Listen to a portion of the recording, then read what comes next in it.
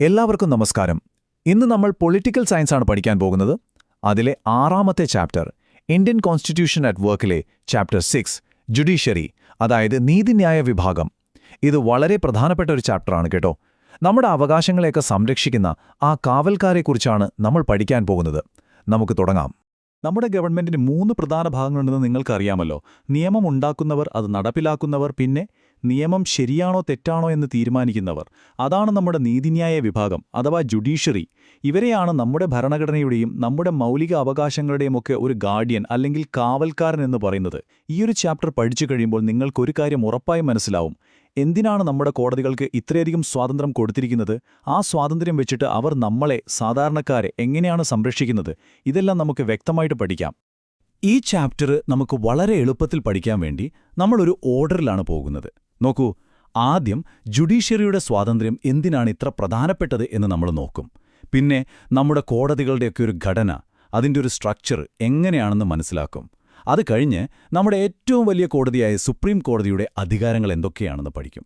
പിന്നെ ഇതെല്ലാം പ്രായോഗികമായി എങ്ങനെയാണ് പ്രവർത്തിക്കുന്നതെന്നും അവസാനം പരീക്ഷയ്ക്ക് വേണ്ടി ഒരു ക്വിക്ക് റിവിഷനും ഉണ്ടാകും. അപ്പോൾ റെഡിയല്ലേ? ഓക്കെ, അപ്പോൾ നമുക്ക് തുടങ്ങാം.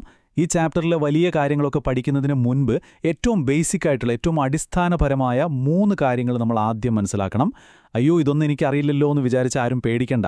നമുക്കെല്ലാം 0-ൽ നിന്ന്, 0-ൽ നിന്ന് തന്നെ തുടങ്ങാം. ആദ്യത്തെ ചോദ്യം, എന്താണ് ഈ നീതിന്യായ വിഭാഗം?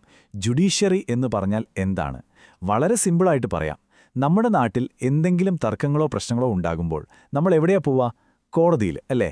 അപ്പോൾ ഈ കോടതികളും ജഡ്ജിമാരുമെല്ലാം ചേർന്ന ആ ഒരു സിസ്റ്റമില്ലേ, അതാണ് ജുഡീഷ്യറി.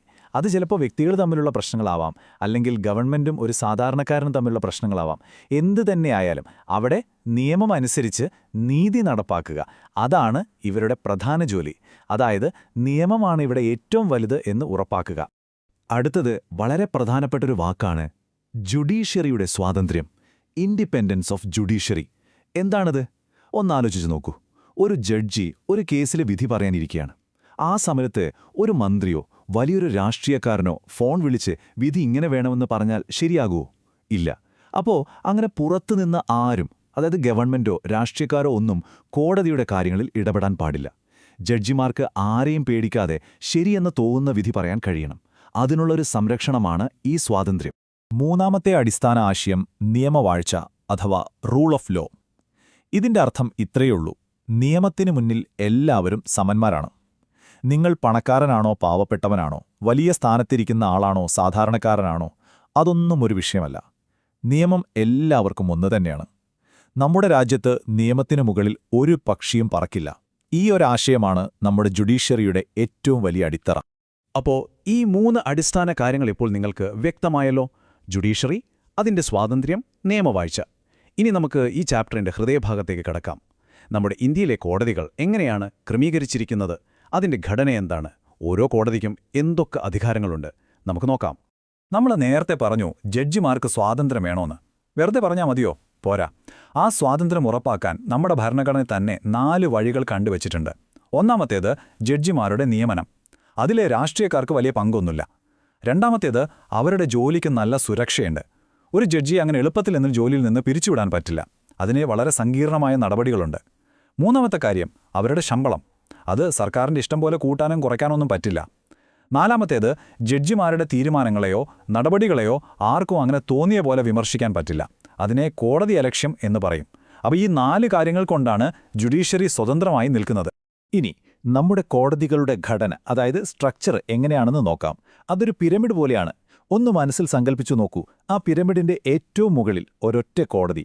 അതാണ് നമ്മുടെ രാജ്യത്തിന്റെ പരമോന്നത കോടതിയായ സുപ്രീം കോടതി. അതിനു താഴെയായി ഓരോ സംസ്ഥാനങ്ങൾക്കും ഹൈക്കോടതികൾ വരും. പിന്നെയും താഴോട്ട് പോയാൽ ഓരോ ജില്ലയിലുമുള്ള ജില്ലാ കോടതികളും മറ്റു ചെറിയ കോടതികളും. ഇതിനെയാണ് നമ്മൾ സിംഗിൾ ഇൻ്റഗ്രേറ്റഡ് ജുഡീഷ്യൽ സിസ്റ്റം അഥവാ ഏകീകൃതമായ നീതിന്യായ വ്യവസ്ഥ എന്ന് പറയുന്നത്. അതായത് എല്ലാം പരസ്പരം ബന്ധിപ്പിച്ചിരിക്കുന്നു. ഓക്കെ, നമ്മൾ ഘടന കണ്ടു. ഇനി പിരമിഡിന്റെ ഏറ്റവും മുകളിലുള്ള ആൾക്ക്, അതായത് സുപ്രീം കോടതിക്ക് എന്തൊക്കെയാണ് അധികാരങ്ങളെന്ന് നോക്കാം. ഈ അധികാരങ്ങളെയാണ് നമ്മൾ ജൂറിസ്ഡിക്ഷൻ എന്ന് ഇംഗ്ലീഷിൽ പറയുന്നത്. പ്രധാനമായിട്ടും 4 തരം അധികാരങ്ങളാണ് സുപ്രീം കോടതിക്കുള്ളത്. Original jurisdiction, appellate jurisdiction, advisory jurisdiction, പിന്നെ റിട്ട് ജൂറിസ്ഡിക്ഷൻ. ഇത് പരീക്ഷയ്ക്ക് ഉറപ്പായും വരുന്ന ഒരു ചോദ്യമാണ്, അതുകൊണ്ട് നന്നായി ശ്രദ്ധിക്കണം. അതിൽ ആദ്യത്തേതാണ് ഒറിജിനൽ ജൂറിസ്ഡിക്ഷൻ അല്ലെങ്കിൽ തനതധികാരം. ഇത് മനസ്സിലാക്കാൻ ഒരു ഉദാഹരണം പറയാം. കേന്ദ്ര സർക്കാരും കേരള സർക്കാരും തമ്മിൽ ഒരു നിയമത്തിന്റെ പേരിൽ വലിയ തർക്കമുണ്ടായിന്ന് വയ്ക്കുക. അല്ലെങ്കിൽ കേരളവും തമിഴ്നാടും തമ്മിൽ ഒരു നദീജലത്തിന്റെ പേരിൽ പ്രശ്നമുണ്ടായി. ഈ കേസുകൾ എവിടെ പോകും? ഇത് നേരെ പോകുന്നത് സുപ്രീം കോടതിയിലേക്കായിരിക്കും. വേറെ ഒരു ചെറിയ കോടതിയിലും ഇത് പരിഗണിക്കില്ല. അതായത് ചില പ്രത്യേക കേസുകൾ ഒറിജിനലായിട്ട് ആദ്യമേ തന്നെ കേൾക്കാനുള്ള അധികാരം, അതാണ് ഒറിജിനൽ ജൂറിസ്ഡിക്ഷൻ. രണ്ടാമത്തേത് അപ്പലേറ്റ് ജൂറിസ്ഡിക്ഷൻ. ഈ അപ്പീൽ എന്ന വാക്ക് നിങ്ങൾ കേട്ടിട്ടുണ്ടാവും. ഒരു കീഴ്ക്കോടതി ഒരു വിധി പറഞ്ഞു, പക്ഷെ നിങ്ങൾക്ക് ആ വിധിയിൽ തൃപ്തിയില്ല. അപ്പോൾ നിങ്ങൾ എന്തു ചെയ്യും?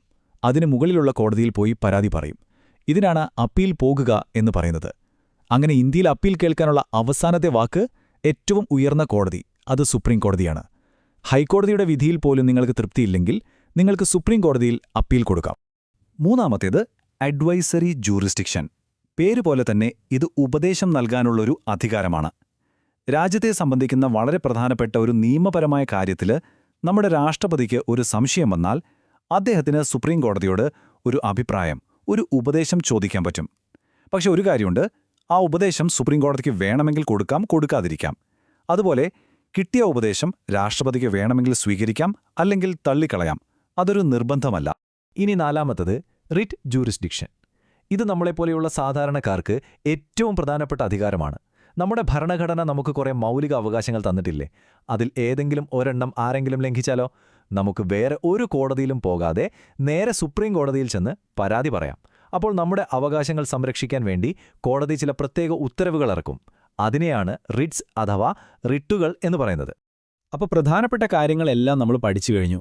ഇനി ഏറ്റവും പ്രധാനപ്പെട്ട കാര്യം, പരീക്ഷയ്ക്ക് ഇതെങ്ങനെ എഴുതി ഫുൾ മാർക്ക് വാങ്ങും, അല്ലേ? നമുക്കൊരു സാധാരണ വരുന്ന ചോദ്യം എടുത്തിട്ട് അതിനെങ്ങനെ ഒരു പെർഫെക്റ്റ് ആൻസർ എഴുതാമെന്ന് നോക്കാം. റെഡിയല്ലേ? പരീക്ഷയ്ക്ക് ഇന്ത്യൻ ജുഡീഷ്യറിയുടെ ഘടന വിശദീകരിക്കുക എന്നൊരു ചോദ്യം വന്നാൽ എങ്ങനെ എഴുതും? ഈ 4 സ്റ്റെപ്പുകൾ ഓർത്താൽ മതി, ഫുൾ മാർക്ക് ഉറപ്പ്. സ്റ്റെപ്പ് 1, ഇന്ത്യയിലൊരു ഏകീകൃതമായ നീതിന്യായ വ്യവസ്ഥയാണ് നിലവിലുള്ളത് എന്ന് തന്നെ തുടങ്ങണം. ആ വാക്ക് വളരെ പ്രധാനമാണ്. സ്റ്റെപ്പ് 2, ഇതിന്റെ ആകൃതി ഒരു പിരമിഡ് പോലെയാണ് എന്നെഴുതുക. സ്റ്റെപ്പ് 3, ആ പിരമിഡ് ചിത്രം വൃത്തിയായിട്ടെന്ന് വരയ്ക്കുക. എന്നിട്ട് ഏറ്റവും മുകളിൽ സുപ്രീം കോടതി, പിന്നെ ഹൈക്കോടതി, പിന്നെ ജില്ലാ കോടതികൾ എന്നിങ്ങനെ ലേബൽ ചെയ്യുക. സ്റ്റെപ്പ് 4, ഓരോന്നിനെക്കുറിച്ചും 1-2 വരിയിൽ ഒന്ന് ചെറുതായി വിശദീകരിക്കുക. ഇത്രയും മതി. ഇനി മിക്ക കുട്ടികൾക്കും പരീക്ഷയ്ക്ക് തെറ്റിപ്പോകുന്ന അല്ലെങ്കിൽ കൺഫ്യൂഷനാകുന്ന 2 വാക്കുകളുണ്ട്: ജുഡീഷ്യൽ റിവ്യൂ, ജുഡീഷ്യൽ ആക്ടിവിസം. കേൾക്കുമ്പോൾ ഏകദേശം ഒരുപോലിരിക്കും, പക്ഷെ ഇത് രണ്ടും രണ്ടാണ്. നമുക്ക് ആ കൺഫ്യൂഷൻ ഇപ്പോൾ തന്നെ അങ്ങ് മാറ്റിക്കളയാം. പേടിക്കണ്ട, വളരെ സിമ്പിളാണ്. നോക്കൂ, ജുഡീഷ്യൽ റിവ്യൂ എന്ന് പറഞ്ഞാൽ ഒരു നിയമം ശരിയാണോ എന്ന് പരിശോധിക്കലാണ്. അതായത് പാർലമെന്റ് ഒരു നിയമം പാസാക്കി, ആ നിയമം നമ്മുടെ ഭരണഘടനയ്ക്കെതിരാണോ എന്ന് കോടതിക്ക് പരിശോധിക്കാം. എതിരാണെന്ന് കണ്ടാൽ ആ നിയമത്തെ അങ്ങ് റദ്ദാക്കാം. അപ്പോൾ റിവ്യൂ എന്ന് പറഞ്ഞാൽ ഒരു നിയമം വന്നതിന് ശേഷം അതിനെ പരിശോധിക്കുന്നതാണ്. എന്നാൽ ജുഡീഷ്യൽ ആക്ടിവിസം അങ്ങനെയല്ല. അത് കോടതി കുറച്ചുകൂടി ആക്റ്റീവ് ആവുന്നതാണ്. സമൂഹത്തിലെ ഏതെങ്കിലും ഒരു പ്രശ്നത്തിൽ ഗവൺമെന്റ് ഒന്നും ചെയ്യുന്നില്ല എന്ന് തോന്നുമ്പോൾ കോടതി സ്വയം ഇടപെടും. ഉദാഹരണത്തിന് പൊതുതാൽപര്യ ഹർജികളിലൂടെയൊക്കെ കോടതി ഇടപെട്ട് നിർദ്ദേശങ്ങൾ കൊടുക്കുന്നത് ജുഡീഷ്യൽ ആക്ടിവിസമാണ്. ഒന്ന് നിയമം വന്ന ശേഷം പരിശോധിക്കുന്നു, മറ്റേത് സമൂഹത്തിൽ നേരിട്ടിടപെടുന്നു. ശരി, അപ്പം നമ്മൾ ഈ ചാപ്റ്ററിലെ പ്രധാനപ്പെട്ട എല്ലാ കാര്യങ്ങളും പഠിച്ചു. ഇനി പരീക്ഷാ ഹാളിൽ കയറുന്നതിന് മുൻപ് നമ്മുടെ മനസ്സിൽ പെട്ടെന്ന് ഓർമ്മ വരേണ്ട കുറച്ച് പോയിന്റ്സ് ഉണ്ട്, ഒരു ഫ്ലാഷ് കാർഡ് പോലെ. നമുക്കതൊന്ന് വേഗത്തിൽ നോക്കാം. ഈ 4 കാര്യങ്ങൾ മാത്രം ഓർത്താൽ മതി. ഒന്നാമത്തത് ജുഡീഷ്യറിയുടെ സ്വാതന്ത്ര്യം. അത് എങ്ങനെയാണ് സംരക്ഷിക്കുന്നത്? നിയമനം, കാലാവധി, സാമ്പത്തിക സുരക്ഷ. രണ്ടാമത്തത് നമ്മുടെ കോടതികളുടെ ഘടന. ഓർമ്മയുണ്ടല്ലോ, ആ പിരമിഡ്, മുകളിൽ സുപ്രീം കോടതി. മൂന്നാമത്തത് സുപ്രീം കോടതിയുടെ 4 അധികാരങ്ങൾ. ഏതൊക്കെയായിരുന്നു? ഒറിജിനൽ, അപ്പലേറ്റ്, അഡ്വൈസറി, പിന്നെ റിറ്റ്. 4ാമത്തെ പോയിന്റ് ജുഡീഷ്യൽ റിവ്യൂ. എന്തായിരുന്നത്? ഭരണഘടനയ്ക്ക് ചേരാത്ത നിയമങ്ങളെ റദ്ദാക്കാനുള്ള കോടതിയുടെ അധികാരം. ഈ 4 പോയിന്റ്സ് മറക്കരുത്. ഈ ചാപ്റ്ററിൽ നിങ്ങൾ തീർച്ചയായും ഓർത്തിരിക്കേണ്ട ഒരു കേസുണ്ട്, കേശവാനന്ദ ഭാരതി കേസ്. 1973-ൽ സുപ്രീം കോടതി ഒരു ചരിത്രപരമായ വിധി പറഞ്ഞു. പാർലമെന്റിന് ഭരണഘടനയിൽ മാറ്റങ്ങൾ വരുത്താം, പക്ഷേ ഭരണഘടനയുടെ അടിസ്ഥാന ഘടന, അതായത് ബേസിക് സ്ട്രക്ചർ, അതിൽ തൊടാൻ പാടില്ല. ഉദാഹരണത്തിന് ജനാധിപത്യം, മതേതരത്വം പോലുള്ള അടിസ്ഥാന കാര്യങ്ങൾ മാറ്റാൻ പാർലമെന്റിന് പോലും കഴിയില്ല. പാർലമെന്റിന് മുകളിലാണ് ഭരണഘടന എന്നുറപ്പിച്ചൊരു വിധിയായിരുന്നു അത്. അപ്പോൾ ഈ ചാപ്റ്ററിലെ പ്രധാനപ്പെട്ട ആശയങ്ങളെല്ലാം നിങ്ങളിപ്പോൾ പഠിച്ചു കഴിഞ്ഞു. ഇനി നിങ്ങൾക്ക് വേണ്ടത് കുറച്ച് കോൺഫിഡൻസ് ആണ്. ഈ ചാപ്റ്റർ ഒരാഴ്ച കൊണ്ട് എങ്ങനെ അടിപൊളിയായി പഠിച്ചു തീർക്കാമെന്ന് ഞാൻ പറഞ്ഞുതരാം. വളരെ സിമ്പിളായിട്ടുള്ളൊരു 3 സ്റ്റെപ്പ് പ്ലാനാണ്. Step 1 read. അതായത് നിങ്ങളുടെ ടെക്സ്റ്റ് ബുക്കിൽ ഈ ചാപ്റ്റർ ഒരൊറ്റ തവണ സാവധാനം വായിക്കുക. Step 2 practice. ചാപ്റ്ററിൻ്റെ പുറകിലുള്ള ചോദ്യങ്ങളെടുത്ത് സ്വയം ഉത്തരം എഴുതി നോക്കുക. തെറ്റിയാലും കുഴപ്പമില്ല, ശ്രമിക്കുക. Step 3 revise. നമ്മൾ നേരത്തെ പറഞ്ഞ ആ സമ്മറി പോയിന്റ്സില്ലേ, അത് എല്ലാ ദിവസവും വെറും 5 മിനിറ്റ് ഉറങ്ങുന്നതിന് മുൻപൊന്ന് വായിച്ചു നോക്കുക. ഒരാഴ്ച ഇത് ചെയ്താൽ മതി, ഈ ചാപ്റ്റർ നിങ്ങളുടെ കയ്യിലിരിക്കും. അപ്പോൾ ഈ ചാപ്റ്ററിൻ്റെ പ്രധാനപ്പെട്ട ഭാഗങ്ങൾ എന്തൊക്കെയാണെന്ന് നിങ്ങൾക്കിപ്പോൾ വ്യക്തമായി അറിയാം. നിങ്ങൾക്കിത് നന്നായിട്ട് തന്നെ ചെയ്യാൻ പറ്റും. നല്ല ആത്മവിശ്വാസത്തോടെ പോയി പരീക്ഷ എഴുതുക. എൻ്റെ എല്ലാവിധ ആശംസകളും.